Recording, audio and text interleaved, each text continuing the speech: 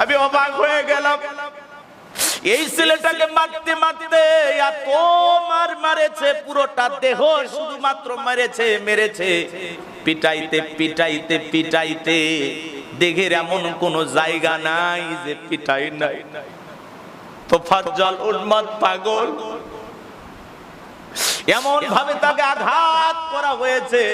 সে যখন পানি চেয়েছে, এই বিশ্ববিদ্যালয়ের ছাত্ররা ক্যান্টিনে নিয়ে গেছে, খাবারের প্লেটে কিছু সামান্য ডাল আর ভাত দিয়া বলতেছে খা, এটাই তোর জীবনের শেষ খানা, খা, এই খাবারটা খাওয়া শেষ হলেই তোরে মেরে ফেলবো।